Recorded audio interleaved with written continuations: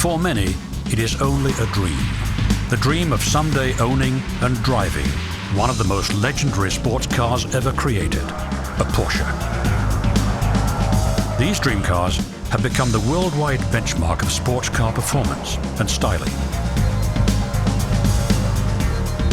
They're fun, powerful, and precise. Cars designed for people who are passionate about driving.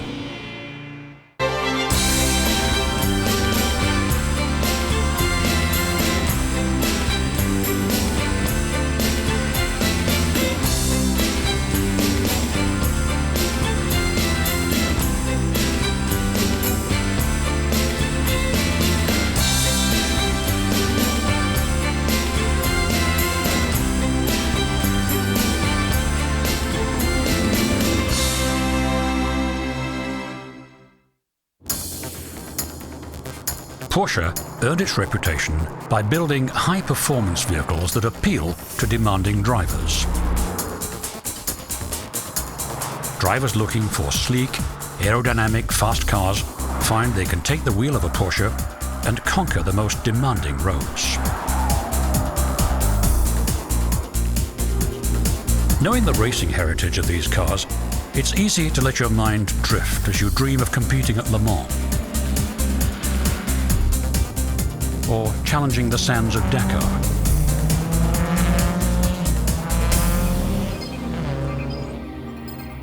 All Porsches share a common legacy of automotive innovation, no matter where they're driven. A legacy that began with the company's namesake, Dr. Ferdinand Porsche, early in the 20th century. Throughout his career, Porsche and his cars would lead the way. His designs were first noticed on Europe's roads as he developed several sporty vehicles for major German manufacturers.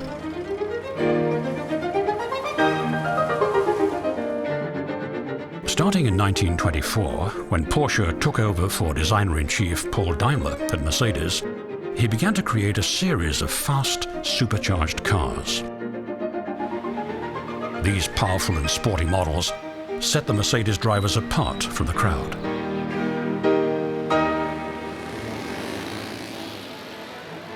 His most famous creations, the SS and SSK supercharged cars for Mercedes, were equally at home on the road or on the track. These cars had a low center of gravity that aided handling and lightweight but powerful engines. The superchargers tripled the amount of air going into the carburetor and pushed performance up to 300 horsepower. This was tremendous power for that time. Today, these cars have become collectors' favorites. Porsche's next project was designing a prototype car for Wanderer. This car was never mass-produced, and Wanderer soon merged with 4 other companies to form Auto Union. After the Wanderer, he began to work on a new, high-powered racing engine. This engine would form the basis for a series of revolutionary Grand Prix race cars, the Auto Union Silver Arrows. Like latter-day Porsches, these cars placed the engine behind the passenger compartment instead of in the front. And they were aerodynamic. They're considered to be the first modern race cars, far more advanced than anything else on the road at the time. These cars looked futuristic, but the combination of a mid-engine and independent suspension made them hard to handle. But especially skilled drivers like Bernd Rosemeyer and Tazio Nuvolari learned to control the cars. Auto Union and the Mercedes team dominated European Grand Prix racing in the 1930s. Backing both teams was a state subsidy from Adolf Hitler. Auto Union would not have received the financial aid if it wasn't for Porsche's personal plea. Hitler was impressed by the confident and brilliant engineer.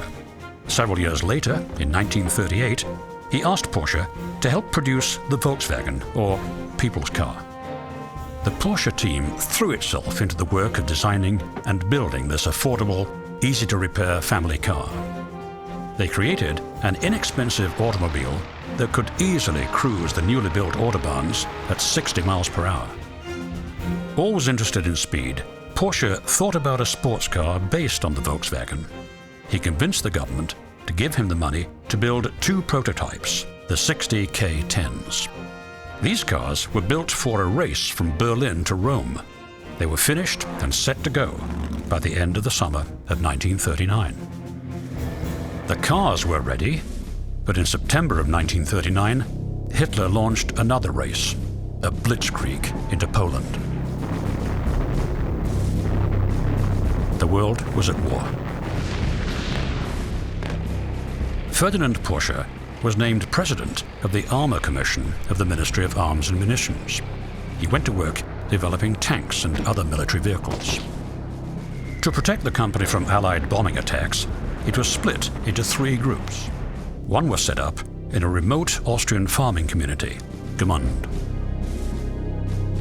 This workshop would serve as the haven from which Porsche and his son Ferry would relaunch their car business after the war.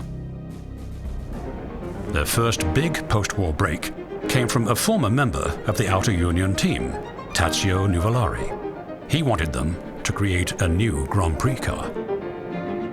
Nuvolari convinced a wealthy industrialist, Piero Duccio, who'd made a fortune selling boots to the Italian army, to back the project. This collaboration produced a stunning and advanced race car, the Cisitalia. Ferry Porsche was pleased with the results, and it inspired him to resurrect his father's plans for a Volkswagen-based sports car. The earliest Porsches took the Volkswagen pan, transmission and engine, modified them, and wrapped these borrowed components into a hand-built, streamlined aluminum body.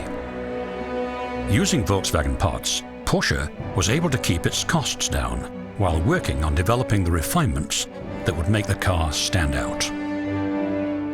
The car's basic design owed a styling debt to the pre-war 60 K10 race cars, but it was more refined and modern. The curvy, fluid, sexy lines gave the impression of having been conceived in a wind tunnel. In fact, there was no money for that. The shape was pure designer's intuition.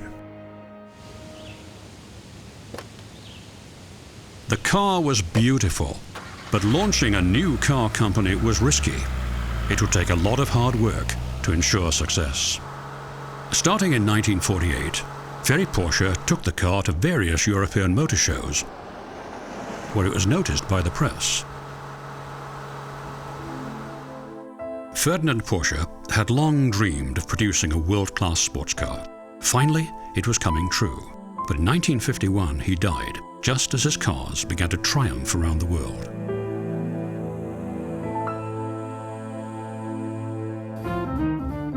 Ferry looked to an American, Max Hoffman, to help him grow the company by introducing the car to sports car fans in the United States. America was the land of low-cost, giant cars in the post-war era. Expecting to sell small sports cars in the American market seemed like a long shot. However, Ferry knew there was a passion in the United States for the small British MG sports cars. He hoped to capitalize on that interest.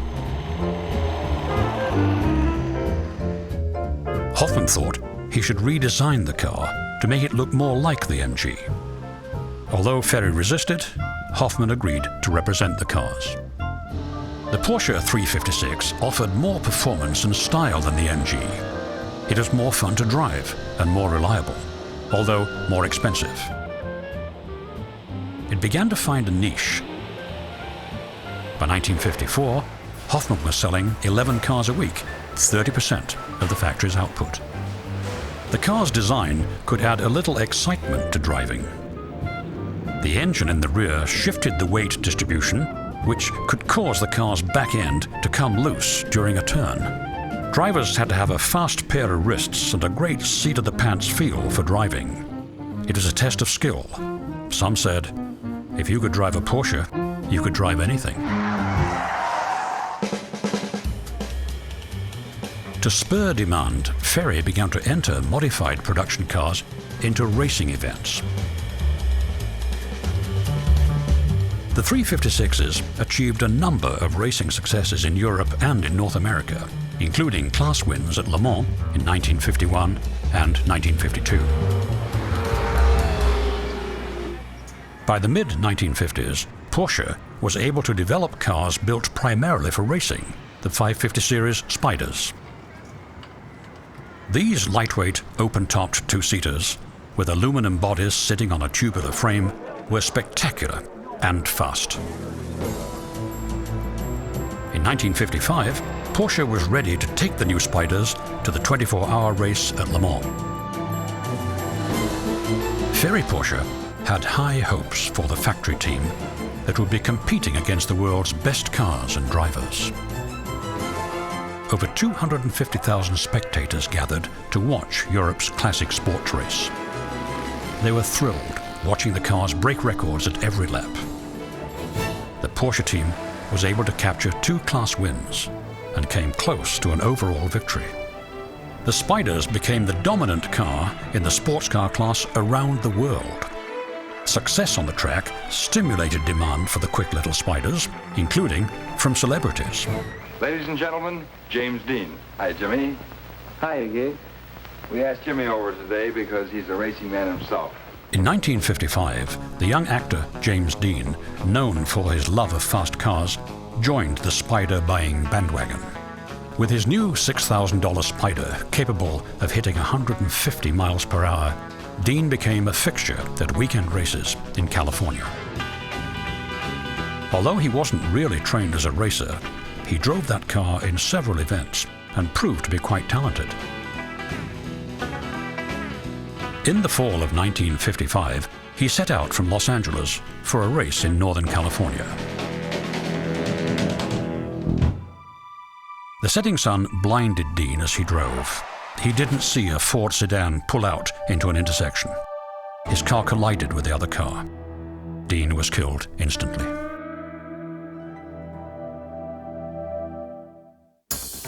As the 50s came to an end, it was clear that the 356 needed a makeover to keep its appeal. Ferry's son, Bootsy, took responsibility for designing the new body. In 1963, the new 901 debuted at the Frankfurt Auto Show. Peugeot claimed it owned the rights to car names with 3 digits and a 0 in the middle, so Porsche changed the name to the 911. The car's configuration was similar to the 356. Its engine was still in the rear and was air-cooled. However, it was more powerful since it had 6 cylinders instead of 4. This gave the new car a top speed of about 130 miles per hour. One thing the company lacked was an open roadster model of the 911. Safety concerns were mounting, so the designers developed an open car with a built-in roll bar. They called it the Targa. The 1967 Targa was a hit, but Porsche owners would have to wait until 1983 for a true cabriolet.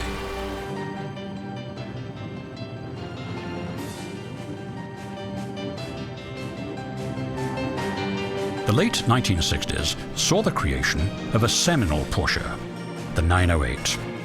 After a shaky start in the 1968 Daytona 500 and a close defeat at Le Mans, the 908 started winning. It won enough races to earn the company its first World Manufacturers title in 1969. The 908 led to the development of one of the most famous Porsche racing cars, the 917. The 917 is considered to be the most important historic racing Porsche. It first hit the track in 1969 with a 4.5-litre, 550 horsepower, 12-cylinder engine. The 917 gave Porsche its second consecutive World Manufacturers Championship, and in 1970, its first outright Le Mans victory. Porsche created 25 of the costly cars so they would qualify as a production model. Some said the only thing they had in common with a production car was that they had a wheel at each corner. The 908's 220 plus miles per hour top speed created the biggest initial problem with the cars. The rear end would lift and the cars would be hard to steer. The problem was fixed by reshaping the tail into an upraised wedge. Once the aerodynamic fix was developed, the car began to dominate the tracks of Europe. Its main rival, the Ferrari 512, was a fearsome competitor. But in 1971, Porsche scored another Le Mans victory. The stunning back-to-back triumphs at Le Mans helped to earn the car its legendary status. Porsche continued racing on all the major tracks of the world and in some offbeat venues. In the late 1970s, the company saw its cars entered into extreme endurance rallies. The 911s were being taken off-road and pushed to see how sure-footed they were. Some decided to challenge racing's outer limits, Africa. People took the 911s into the toughest environments to test themselves and the cars. In 1986, Porsche's new limited edition four-wheel drive 959 entered the Paris-Dakar Rally, the ultimate Mad Max-like event across the untamed African interior.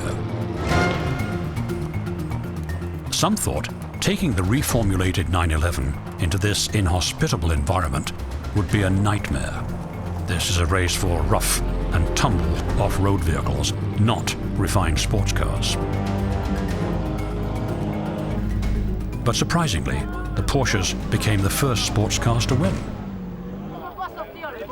While racing put the company in the headlines, some of the developments for the track found their way into the street cars.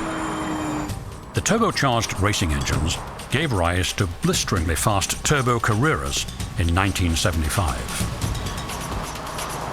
These 160 miles per hour cars stood out with wide flared fenders, fat tires and spoilers. They were the fastest production cars on the road. By the early 1980s, Ferry felt it was time to turn the company over to a new management team. This group of designers and engineers began to explore new versions of the 911. They even started to experiment with four-wheel drive.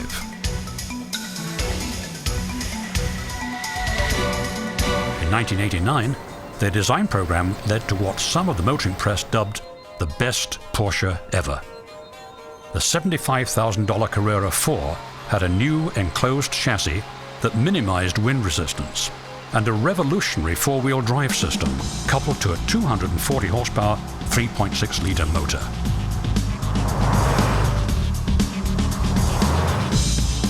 The aerodynamic body and undercarriage easily slid through the wind as the speedometer reached 160 miles per hour. While high-powered Porsches were revving up pulses, a smaller and inexpensive throwback to the early days of sports cars started to turn heads in 1989, the Mazda MX-5, or Miata, as it was known in the States. Mazda hit a nerve with this car. It was affordable, costing under $20,000, and fun to drive. It didn't take extraordinary skill to handle these cars, but knowledgeable drivers could also have fun with them. Miata fever spread. Soon, more fun little roadsters from several manufacturers appeared on the streets. It was a craze. Porsche's management decided they needed their own entry-level roadster. They came up with the Porsche 986, the Boxster. It was an instant hit. It was released in Europe in late 1996 and in the US at the LA Auto Show in January of 1997. The car's shape was inspired by the early Type 356 and the classic 550 Spyders. The heart of the Boxster is a six-cylinder Boxer engine. While it's mid-engined, the designers positioned it to make the car well-balanced yet agile.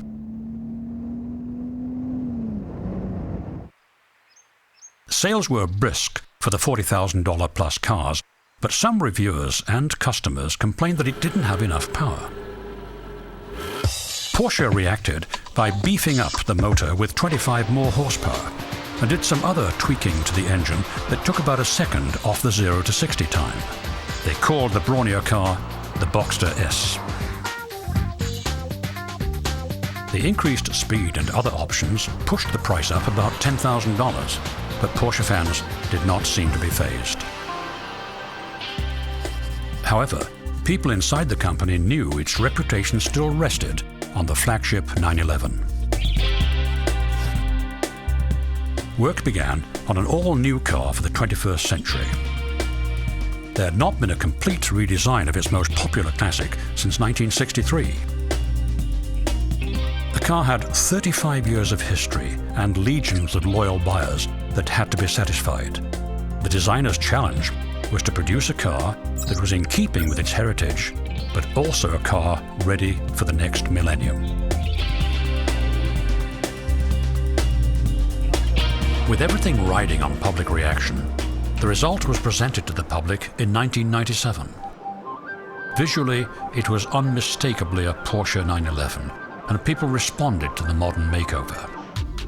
The use of a water-cooled rather than the traditional air-cooled engine shocked some diehards, but they were won over by the performance.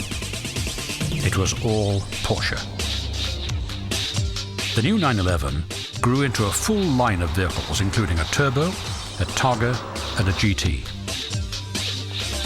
The primary model included a top-down cabriolet that gave Porsche owners that classic open-top feel. It was a balance between luxury and dynamic driving. The 315 horsepower engine was the most powerful, normally aspirated model ever offered. Its output was enhanced with new electronics that helped to increase power while reducing emissions. The new engine propelled the car from 0 to 60 in just 5 seconds. To keep these wickedly fast cars under control, the four-wheel independent suspension was augmented by an onboard computer stability management system. Loss of tire grip at the front or rear triggers an automatic application of braking to individual wheels or alters engine power to keep things steady. For those drivers who wanted a little more dynamic handling capability, the Carrera 4S was created with an all-wheel drive system. While the 911 was still the image leader, the company couldn't ignore the popularity of sports utility vehicles.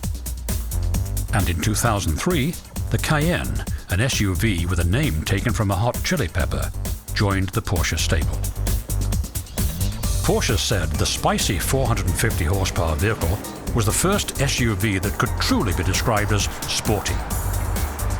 Its zesty V8 engine propelled it from 0 to 60 in a little over 5 seconds. The Cayenne brought Porsche a more rounded product lineup, a wider range for its fans to enjoy. Porsche won't just rely on an SUV to spice things up. There's a commitment to creating new, innovative and fast sports cars for Porsche fans. They have to, since for some owners, Porsche has become a way of life. Owners' clubs have sprouted up all over the world. Weekend rallies, performance driving schools and organized trips that take advantage of the car's capabilities have created an international Porsche community. Collectors may argue endlessly about which model is the ultimate expression of the Porsche heritage. But whatever their opinion, what is clear is that Porsche created a legacy of uncommon and spirited cars, designed by people who love cars, for people who love driving cars. This passion has made Porsche a true and enduring automotive legend.